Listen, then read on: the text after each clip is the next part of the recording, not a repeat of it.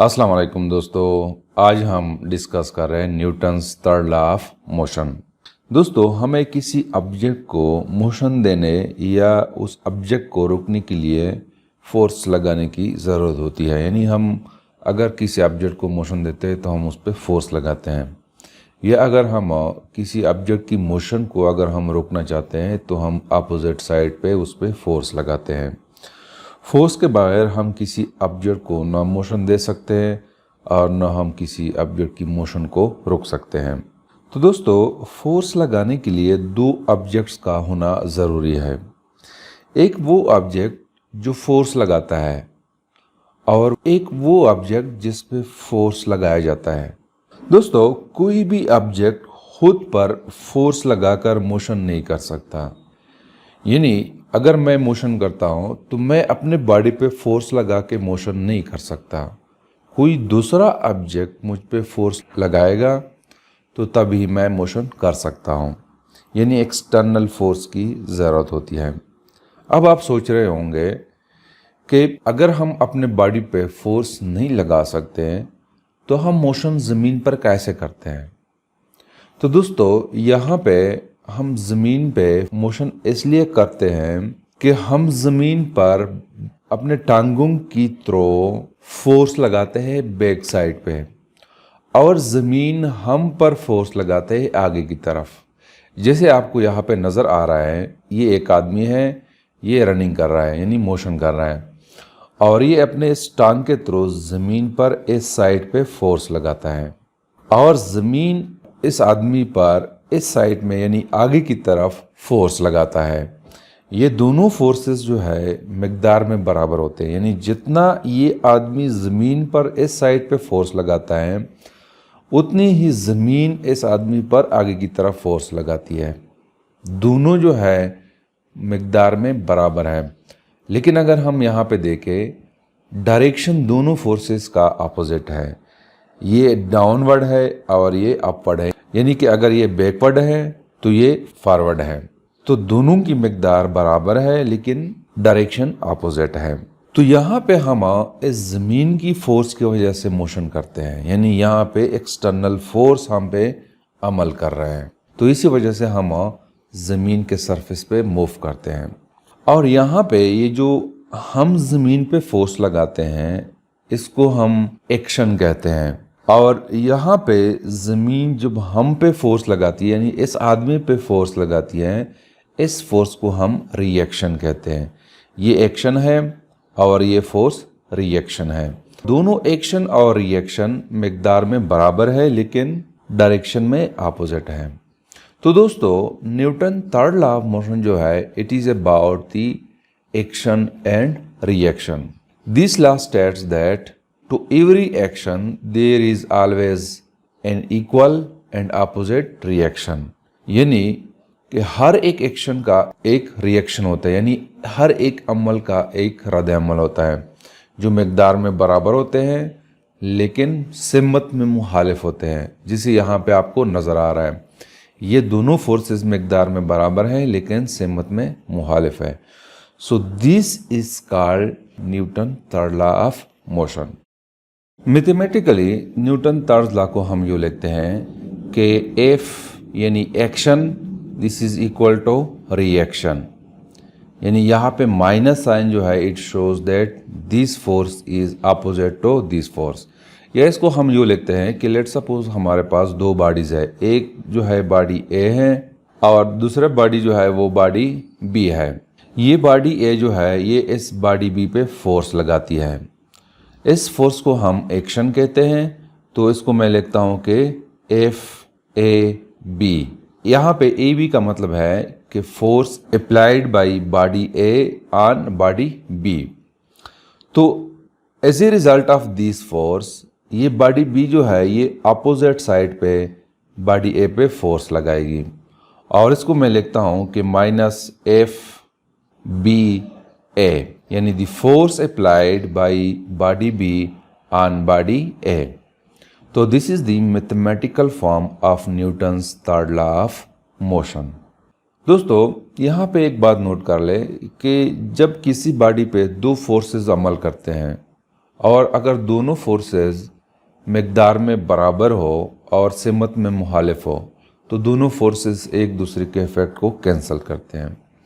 लेकिन यहाँ पे एक दूसरे के इफेक्ट को कैंसिल नहीं करते हैं, इसलिए कि एक्शन जो है ये एक बॉडी पे होता है और रिएक्शन दूसरे बॉडी पे होता है।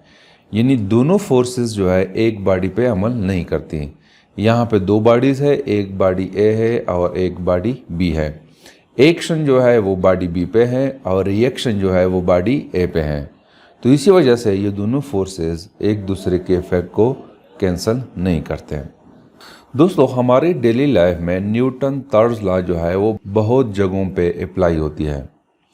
जैसे कि फॉर एग्जांपल एक बुक है, फॉर एग्जांपल फिजिक्स की बुक है, आप टेबल पे रखते हैं तो यहाँ पे भी न्यूटन थर्ड लॉ अमल करती है। यहाँ पे बुक जो है वो टेबल पे फोर्स लगाता है और टेबल जो है वो बुक के ऊपर फोर्स लगा लेता है। बुक का जो फोर्स है वो उसकी वजन है जो डाउनवर्ड है, यानी बुक की वजन जो है इट इज ए एक्शन जो टेबल पे डाउनवर्ड है। और as a result of that action table किताब पे अपवर्ड फोर्स लगाता है और ये दोनों फोर्सेस जो है मिकदार में बराबर है लेकिन सेमत में मुखालिफ है। तो ये एक एग्जाम्पल है Newton third law of motion का। दूसरा एग्जाम्पल ये कि जब हम किसी गुब्बारे को हवा से भर लेते हैं और फिर उसको हम छोड़ देते हैं तो होता यह है कि हम देखते हैं कि गुब्बारा एक साइड पे मोशन शुरू करती है, हालांकि हमने उस पर कोई फोर्स अप्लाई नहीं किया, हमने सिर्फ वहाँ पे हवा भर दिया है। तो यहाँ पे एक्शन और रिएक्शन होता है।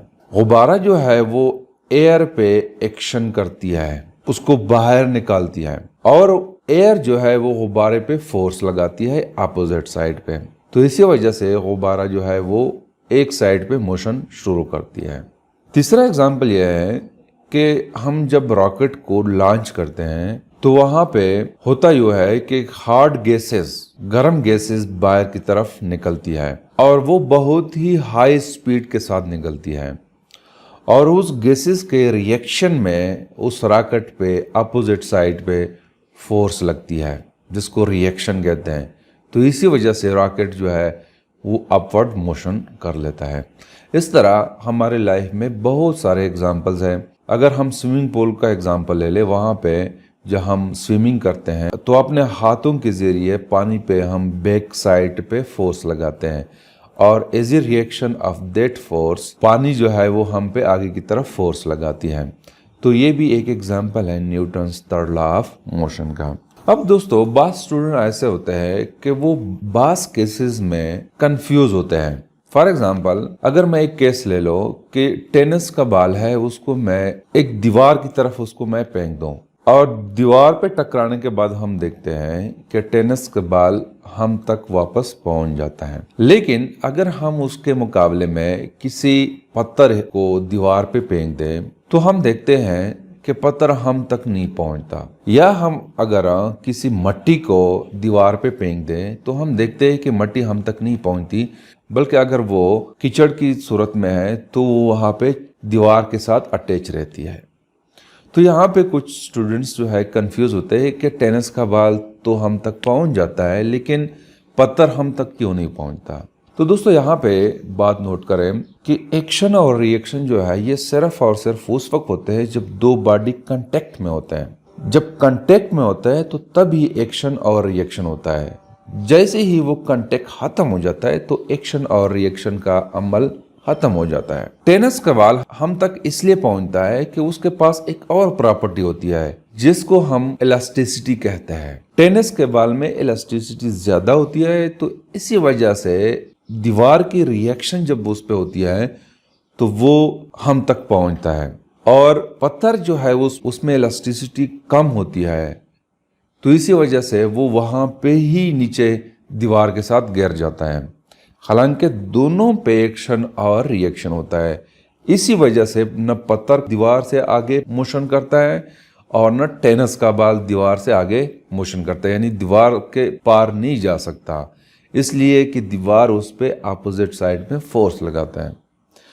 तो ये जो टेनिस का बॉल हम तक पहुंचता है ये उसकी इलास्टिसिटी की वजह से है। तो यहाँ पे मैं दोबारा कह देता हूँ कि एक्शन और रिएक्शन जो है, जब दो बॉडी कांटेक्ट में होती है तो उस वक्त एक्शन और रिएक्शन होता है। जब कांटेक्ट खत्म हो जाता है उसके बाद क्या होता है, उसके साथ एक्शन और रिएक्शन का कोई ताल्लुक नहीं है, वो बाकी डिपेंड कर रहे हैं उस ऑब्जेक्ट की। इसके अलावा एक और बात नोट कर ले, बहुत ही इंपॉर्टेंट, कि हमारे नेचर में एक ऑब्जेक्ट दूसरे ऑब्जेक्ट पे जो फोर्स लगाता है वो दो तरीकों से लगा लेता है। एक ये कि जब हम किसी ऑब्जेक्ट पे फोर्स लगाते हैं तो सबसे पहले हम उस ऑब्जेक्ट को टच करते हैं, यानी कांटेक्ट करते हैं। कांटेक्ट के बगैर हम दूसरे ऑब्जेक्ट पे फोर्स नहीं लगा सकते हैं। तो कांटेक्ट होना बहुत ज़रूरी है और इस फोर्स को हम कांटेक्ट फोर्सेस कहते हैं। और हमारे नेचर में एक और टाइप की फोर्स है जिसको हम action at A distance force कहते हैं, यानी उस सूरत में कोई फिजिकल कांटेक्ट नहीं होता। जैसे कि फॉर एग्जांपल ज़मीन तमाम ऑब्जेक्ट पे फोर्स लगाती है। अब यहाँ पे ज़मीन और दूसरे ऑब्जेक्ट के दरमियान कोई फिजिकल कांटेक्ट नहीं होता। फॉर एग्जांपल अगर आप क्रिकेट की बॉल को ऊपर की तरफ फेंक दे तो आफ्टर सम डिस्टेंस वो क्रिकेट का बॉल वापस आ जाता है, इसलिए कि ज़मीन उस पर फोर्स लगाती है।